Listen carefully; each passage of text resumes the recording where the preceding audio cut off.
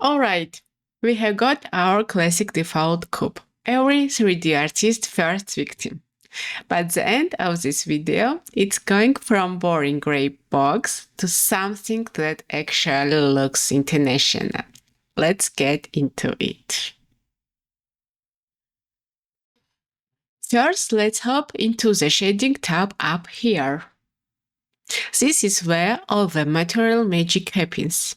You see your principled BSDF node already sitting there.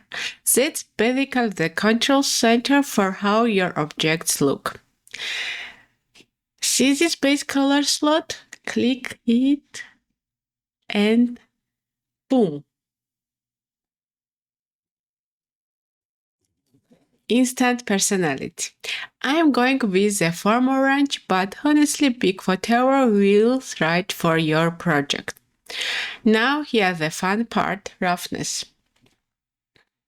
Watch what happens when I drag it down. See that? Chalky to glossy, just like that. 2 sliders and we already went from default cube to okay, that's actually kind of satisfying. Okay, solid colors are cool, but let's bring in something more interesting and actual image. Just click on base color and instead of picking a solid color, select image, then open and load your PNG.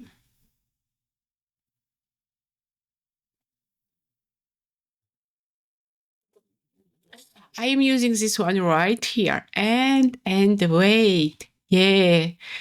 See that? It's stretching weird on some of this face. That's totally normal. Don't panic. Blender does not automatically know how to wrap a flat 2D image around a 3D shape. We have to tell it how. This is where cube projection comes in, and honestly, is the easiest fix to exactly this kind of shape. Jump into edit mode, select off all your faces, then head up to the UI menu and choose Cube Projection. Since we are literally working with a cube, this method just makes sense. And there we go. Look at that. Each face now gets its own clean chunk of texture. No more stretching, no more word wrapping.